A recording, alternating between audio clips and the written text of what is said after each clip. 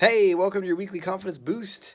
Today, I want to talk with you about connection and more specifically about being known and being seen. So, I was just recently uploading some photos from my phone to my computer. This one's from earlier in 2020, and that's my younger son.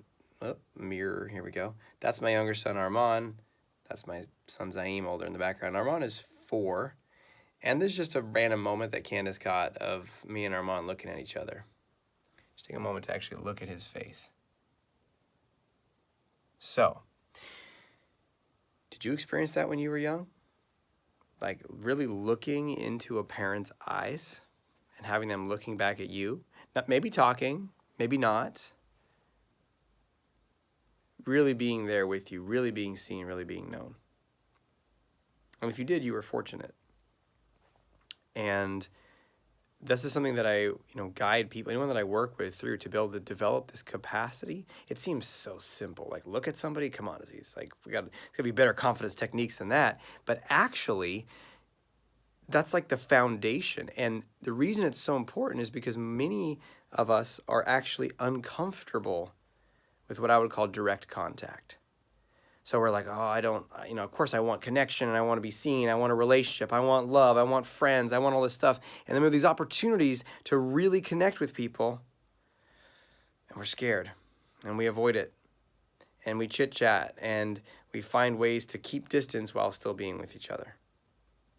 So what I would encourage you to do this week, very simple, but very profound. Can you find an opportunity to just look at people more in the eyes? Now, there's a couple different ways to do this. One is going to be kind of covert ninja style, right? So whether it's, right now you might be interacting with people on Zoom a lot, but maybe there's people in your life that you're near.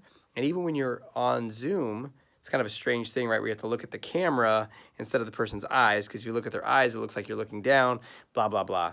But maybe just take a moment to really look at their eyes occasionally, maybe when they're talking, and really see them. And anytime you interact with people, maybe you're going to the store, maybe you're interacting with some friends out in the real world, not in the surrogate matrix and the oasis, and you can actually look at them more in the eyes. It seems so simple, but just intentionally practice this week.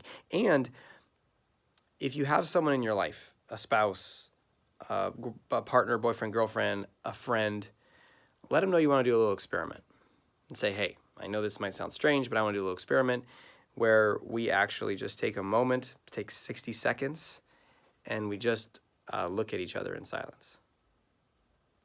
And first of all, notice if you feel resistance to that idea, because isn't that interesting? Some party might say, that's so strange, I don't want to do it, that's stupid. Why? Are you afraid? Why are you afraid? What are you afraid of? Oftentimes we don't know. It's just direct connection. Too much feeling, too much connection, too much vulnerability and being seen and being known. But here's the thing. You want an extraordinary relationship. You want deeper friendships. You want to feel more connected and more alive than ever before. It's going to start by stepping over that fear, walking through that fear and saying, I'm willing. I'm willing to connect and I'm willing to put myself out there and I'm willing to be deeply seen and known. So find that opportunity and just take a moment, a minute, set a timer for 2 minutes if you want, if you're feeling wild and crazy, and just look at each other and just see what comes up. Just hold it like a meditation. You don't have to have some profound experience. You just notice what arises for you. That's my invitation for you this week. Until we speak again, may you have the courage to be who you are and to know on a deep level that you're awesome. Talk to you soon.